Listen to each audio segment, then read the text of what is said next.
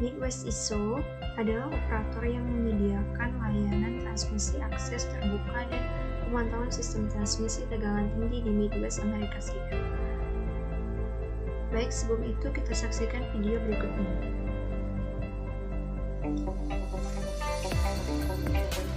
In the central United States, MISO handles the superhighway of electricity. Through the use of groundbreaking research, advanced technology, and a highly skilled team, we ensure that power flows reliably 24 hours a day, 7 days a week, providing dependable energy to our member utilities and the customers they serve. Headquartered in Carmel, Indiana, with control centers in Carmel, Eagan, Minnesota, and Little Rock, Arkansas, MISO controls over 68,000 miles of high-voltage transmission lines and more than 1,300 power plants, capable of generating nearly 172 billion watts of electricity that meets the needs of more than 42 million people a day. The MISO grid spans 15 states, plus the Canadian province of Manitoba, and includes more than 400 individual companies, all of whom look to MISO to ensure the right amount of electricity is generated and the transmission system can deliver that power to its destination. Midwest ISO atau MISO beroperasi di 13 negara bagian Amerika Serikat serta Provinsi Manitoba di Kanada. Amerika Serikat dan Provinsi Manitoba merupakan salah satu pengguna energi terbesar di pasar energi dunia dengan transaksi energi tahunan sebesar $23 miliar. Sebelum Midwest ISO ada, setiap perusahaan transmisi beroperasi secara independen. Setelah bergabung dengan MISO, perusahaan tersebut berbagi tanggung jawab dalam penyediaan dan pembelian energi di pasar grosir listrik untuk memenuhi permintaan. MISO memiliki tanggung jawab untuk memutuskan kapan dan berapa banyak energi untuk diproduksi dan dikelola ke pasar untuk meningkatkan manfaat bagi masyarakat. Sekarang masalahnya adalah secara individual perusahaan harus melakukan investasi ekstra untuk mengelola risiko, akan tetapi hal ini menyebabkan penggunaan saluran transmisi tidak efisien. Pada tahun 2009, MISO menambahkan layanan tambahan ke dalam operasinya. Regulasi seharusnya memastikan bahwa frekuensi tidak menyimpang dari 60 Hz. Operasi pencarian metode dianggap sebagai cara untuk memberikan tingkat kinerja yang diminta layanan tambahan. Hal ini dapat membantu memutuskan berapa banyak output yang harus diproduksi oleh masing-masing pembangkit listrik. Ini juga membantu menentukan harga energi berdasarkan lokasi pembangkit listrik. Manfaatnya, setelah dilakukan perbaikan adalah keandalan jaringan transmisi jadi meningkat. Ini juga telah menghemat sekitar $2,1 miliar dan $3 miliar dalam penghematan kumulatif bersih. Baiklah, sekarang kita masuk ke pemodelan sistem pendukung keputusan. Sistem pendukung keputusan atau Decision Support System adalah sebuah sistem yang mampu memberikan kemampuan pemecahan masalah maupun kemampuan pengkomunikasian untuk masalah dengan kondisi semi terstruktur dan tak terstruktur. Pemodelan adalah elemen kunci di sebagian besar sistem pendukung keputusan. Terdapat 4 jenis dasar model. Yang pertama yaitu model fisik. Model fisik merupakan penggambaran entitas dalam bentuk 3 dimensi. Model fisik yang digunakan dalam dunia bisnis meliputi market, pusat perbelanjaan, atau prototipe model baru. Model fisik membantu suatu tujuan yang tidak dapat dipenuhi oleh benda nyata. Contohnya, investasi pusat perbelanjaan dan pembuat mobil dapat membuat sejumlah perubahan dengan lebih murah melalui rancangan model fisik mereka dibanding dengan produk akhir. Yang kedua adalah model naratif.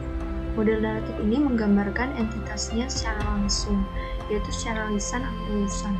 Semua komunikasi bisnis adalah model naratif, sehingga model naratif merupakan model yang paling populer.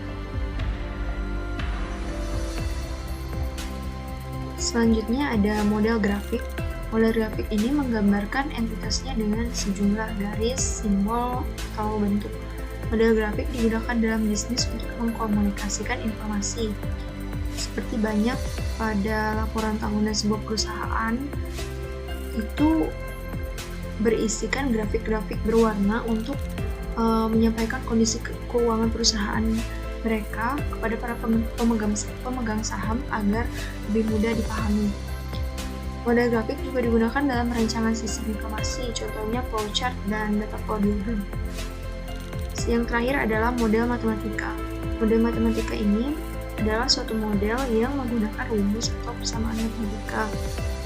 Keunggulan model ini adalah ketelitiannya dalam menjelaskan hubungan antara berbagai bagian dari suatu objek serta menyediakan kemampuan prediksi. Selanjutnya ada aspek dalam pemodelan. Yang pertama yaitu identifikasi dan analisis lingkungan. Pada tahap ini akan dilakukan pengawasan, pelacakan, dan interpretasi terhadap informasi-informasi yang telah terkumpul. Analisisnya dilakukan terhadap domain dan dinamika dari lingkungan yang ada. Pada bagian ini perlu juga diidentifikasi budaya organisasi dan proses pengambilan keputusan. Lalu yang kedua ada identifikasi variabel. Pada tahap ini akan diidentifikasikan variabel-variabel yang relevan. Variabel tersebut meliputi variabel keputusan, variabel intermediate atau yang tak terkontrol, dan variabel hasil. Selanjutnya ada peramalan. Apabila suatu sistem pendukung keputusan diimplementasikan, maka akibatnya akan dirasakan di kemudian hari. Seperti itulah maksud dari peramalan di sini. Oleh karena itu, peramalan mutlak diperlukan untuk memprediksi bagaimana suatu sistem itu nantinya akan berjalan. Seperti itu. Lanjut, ada manajemen model. Untuk menjaga integritas dan kapabilitas model perlu dikelola sebaik mungkin. Untuk keperluan tersebut dibutuhkan suatu model-based management. Model-based management system atau MBMS merupakan paket perangkat lunak yang dibangun dengan keperluan yang mirip dengan DBMS atau Database Management System. Kapabilitas MBMS meliputi kontrol, fleksibilitas, umpan balik, antarmuka, adanya pengurangan redundansi, dan adanya peningkatan konsistensi.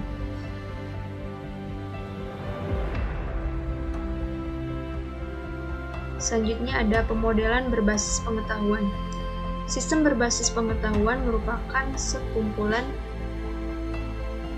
aturan dalam menyelesaikan masalahnya. Sistem pakar merupakan salah satu model pendukung keputusan bersifat kualitatif. Sistem pakar juga merupakan sistem berbasis pengetahuan.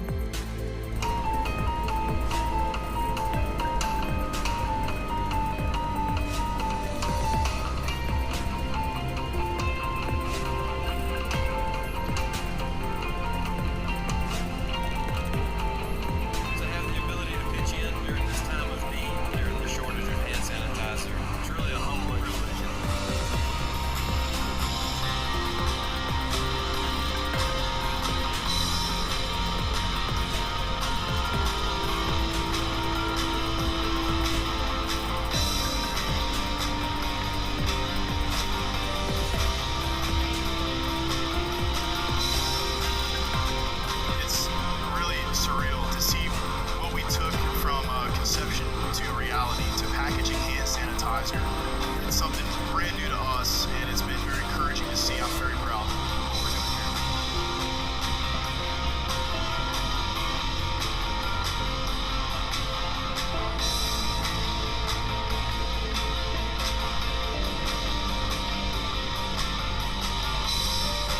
This donation will go to benefit our hospitals, our Tier 1 first responders, nursing homes, and group homes.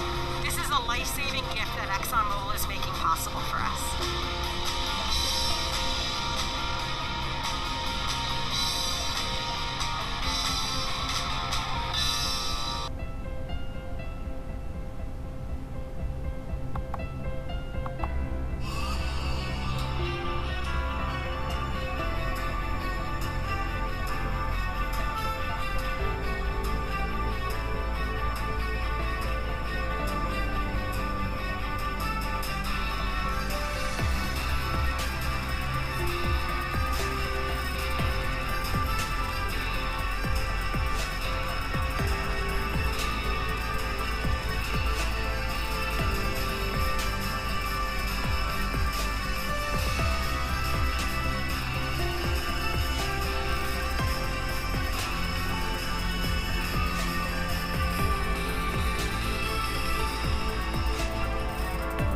Berdasarkan video di atas, contoh kasus yang kami ambil yaitu ExxonMobil.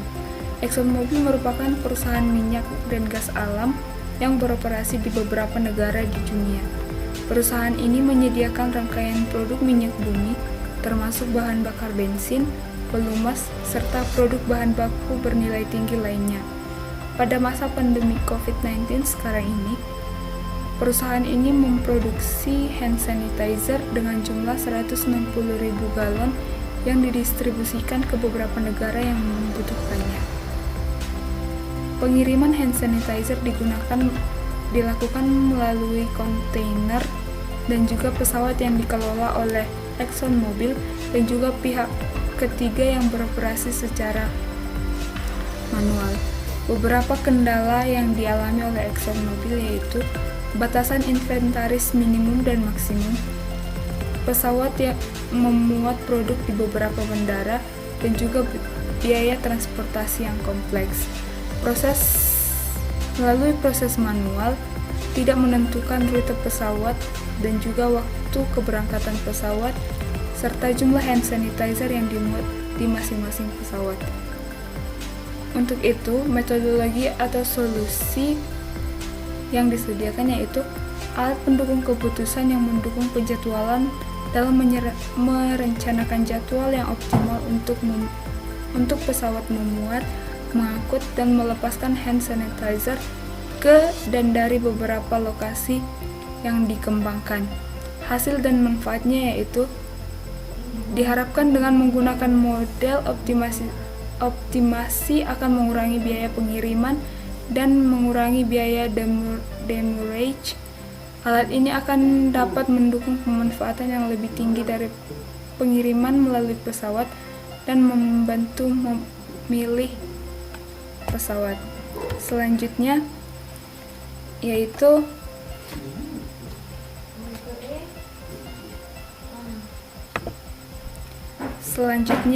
struktur model matematika. Struktur model matematika untuk dukungan keputusan merupakan sebuah model yang dibuat dengan tujuan untuk menganalisis dan memahami sudut pandang abstrak dan juga perilaku operasi sistem nyata yang mencakup unsur-unsur yang relevan yang digunakan untuk keperluan penyelidikan yang dilakukan. Kemudian ada komponen-komponen model matematis pendukung keputusan. Terdapat 4 komponen, yaitu yang pertama variabel keputusan. Variabel keputusan menjelaskan tindakan alternatif. Pengambilan keputusan mengkontrol variabel keputusan. Misalnya dalam hal penjadwalan, variabel keputusannya ialah orang, waktu, dan jadwal. Yang kedua yaitu variabel tak terkendali. Dalam simulasi pengambilan keputusan, ada faktor-faktor yang memengaruhi variabel hasil tetapi tidak berada di bawah kendali pembuat keputusan. Contoh faktor adalah suku bunga utama, kode bangunan kota, peraturan pajak, dan biaya utilitas. Sebagian besar faktor ini tidak dapat dikontrol karena berada di lingkungan yang berbeda dari pembuat keputusan. Yang ketiga yaitu variabel hasil implementasi. Variabel hasil implementasi mencerminkan hasil antara dalam model matematika. Yang selanjutnya yaitu variabel hasil. Variabel hasil mencerminkan tingkat efektivitas suatu sistem, yaitu menunjukkan seberapa baik kinerja suatu sistem dan juga hasil pencapaiannya.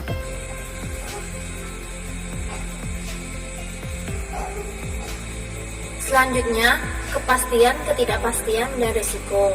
Kondisi dalam pengambilan keputusan terdapat pasti, resiko, dan tidak pasti.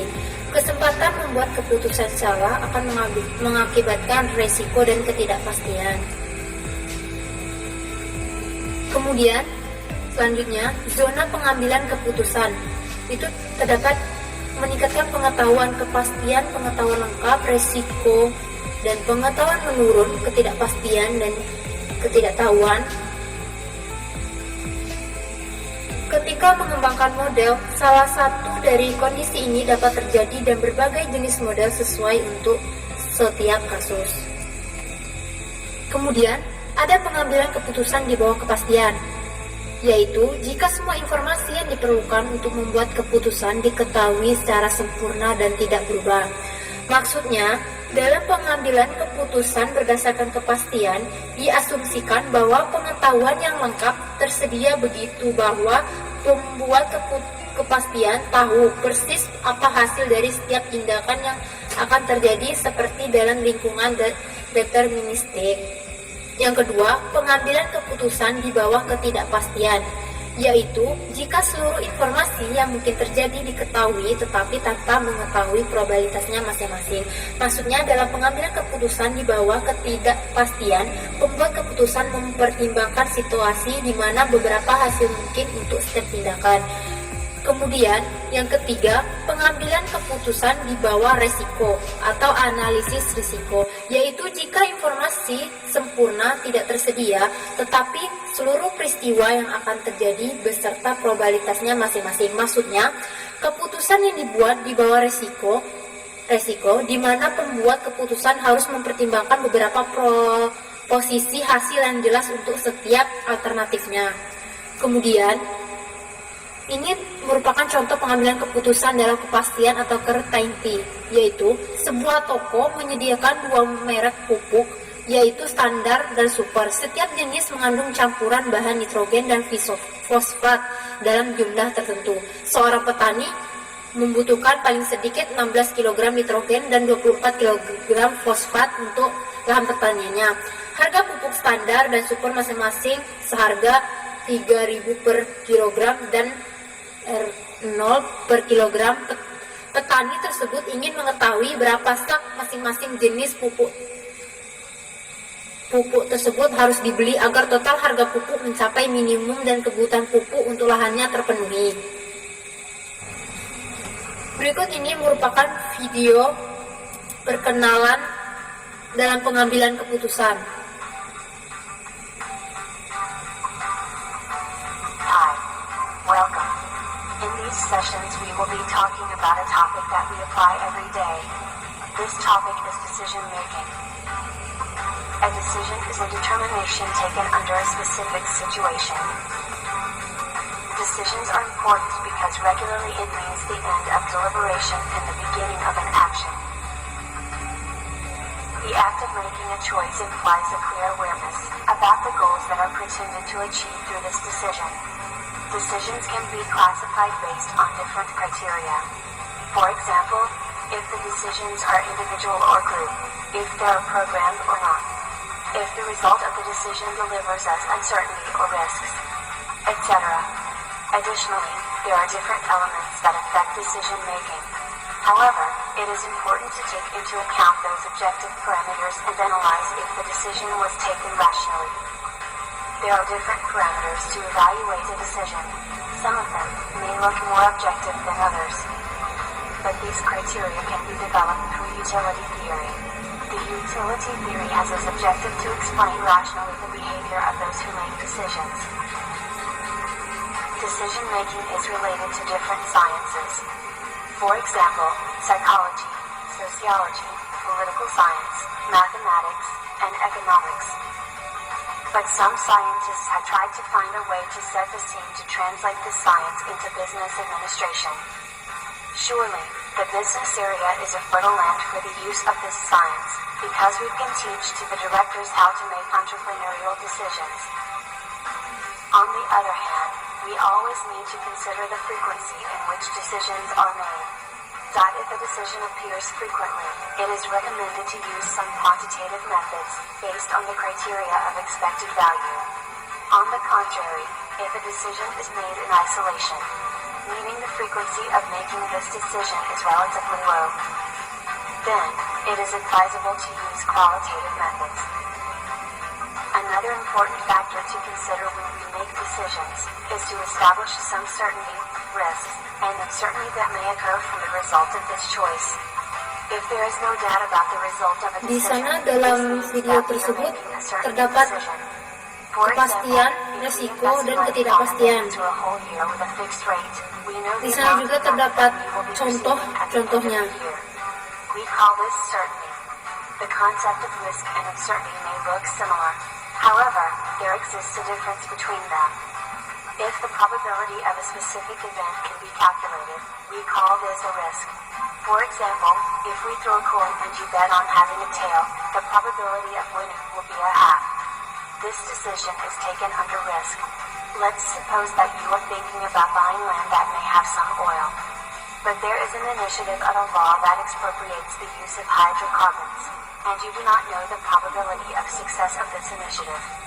This is when you are taking a decision under uncertainty. Through the next courses, we will be learning subjects that belong to this understanding area. Let's see the different criteria that are used on qualitative methods. We will be talking about decision trees, the value of the information, decisions taken under imperfect information, and finally about utility theory. I hope that this information will be useful to you, not only academically, but also in making better decisions. See you soon.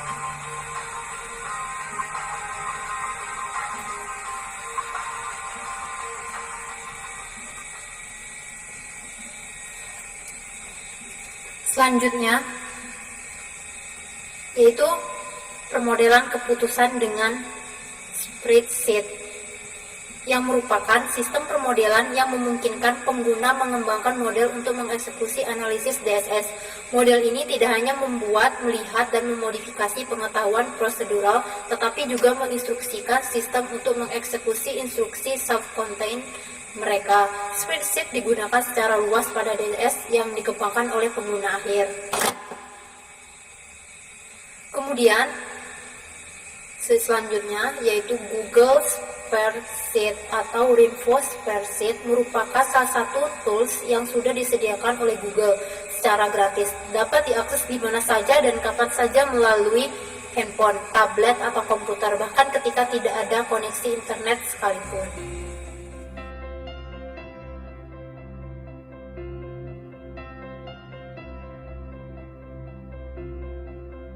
Sini kita aja lanjut mathematical programming. Kalau kita bahasa Indonesia itu matematika program. Oke. Pemrograman matematika adalah sekumpulan alat yang dirancang untuk membantu memecahkan masalah manajerial di mana pembuat keputusan harus mengolokasikan sumber daya yang langka di antara aktivitas bersaing untuk mengoptimalkan tujuan dan yang dapat diukur. Oke, selanjutnya guys ya, kita ke slide selanjutnya. Di sini ada linear programming. Nah, kita bahas itu LP juga yang tadi guys ya, LP. Nah, setiap permasalahan LP terdiri dari variabel keputusan yang nilainya tidak diketahui dan dicari. Fungsi tujuan koefisien, fungsi tujuan kendala dinyatakan dalam bentuk ketidaksetaraan linier atau persamaan linier atau persamaan yang membatasi sumber daya dan atau persyaratan kita sebut guys. Oke guys, kalau dicontoh di sini adalah guys ya, maaf guys ya, kita baca contohnya guys ya. Oke, kalau contoh di sini adalah contoh kasusnya adalah seperti model spreadsheet membantu menugaskan warga medis. Spreadsheet Allen Care Face atau kita sebut sebagai FAHC adalah sebuah ajaran rumah sakit yang bekerja untuk Universitas of Vermont, Universitas luar negeri, sekolah kedokteran tinggi guys. Nah, dalam kasus khusus ini FAHC memperkerjakan 15 penduduk dengan harapan. Yang pertama yaitu multiple goal atau sasaran ganda, yaitu analisa keputusan manajemen bertujuan untuk mengevaluasi sejauh mungkin dan seberapa jauh setiap alternatif memajukan manajemen ke arah tujuan mereka. Analisis yang selanjutnya ada what if analysis, yaitu suatu struktur seperti apa yang akan terjadi pada solusi jika variabel input asumsi atau nilai parameter diubah. Contoh seperti apa yang akan terjadi pada total biaya persediaan jika biaya pembawaan persediaan meningkat 10%. Seperti contoh ini yang di kiri adalah biaya awal sebelum naik atau berubah. Kemudian di kiri adalah perubahan nilai parameter dari naik 10% misalnya menjadi 2450, maka hasilnya akan berubah. Kemudian yang di sini adalah kemungkinan turun, maka hasil tersebut akan berubah. Seperti di gambar, yaitu contohnya seperti profitnya sekitar 2.500, maka kemungkinan payment atau pembayaran akan minus 2.000 euro. Jika price per item 25 euro, perkiraan bulanan yaitu adalah 59. Assalamualaikum warahmatullahi wabarakatuh. Saya di sini akan menjelaskan materi tentang analisis keputusan dengan tabel keputusan dan pohon keputusan.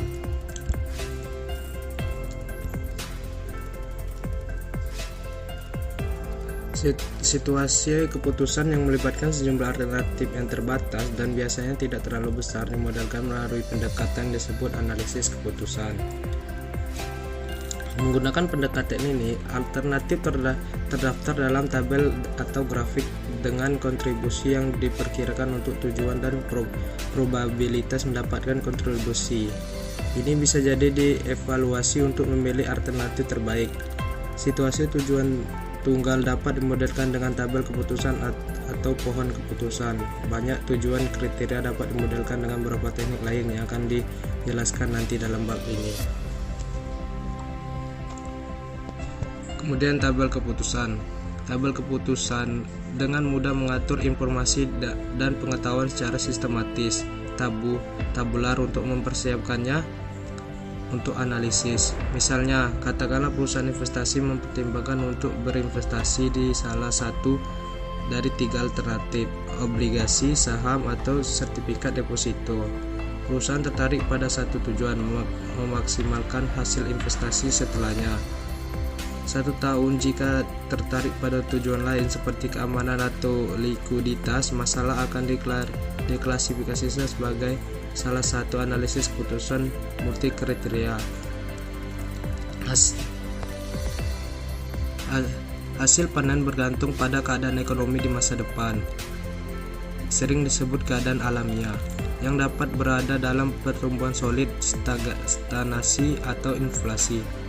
Para ahli memperkirakan hasil tautan sebagai berikut. Jika ada pertumbuhan ekonomi yang solid, obligasi akan menghasilkan 12%, saham 15%, saham dan deposito berjangka 6,s%. Jika stagnasi terjadi, obligasi akan menghasilkan 6%, saham 3%, dan deposito 6,5%. Jika inflasi terjadi, obligasi akan menghasilkan 3%, saham akan rugi 2%, dan deposito berjangka akan menghasilkan 6,5%. Masalahnya adalah memilih satu alternatif investasi terbaik ini diasumsikan menjadi alternatif diskret. Kombinasi seperti investasi 50% pada obligasi dan 50% saham harus diperlakukan sebagai alternatif baru.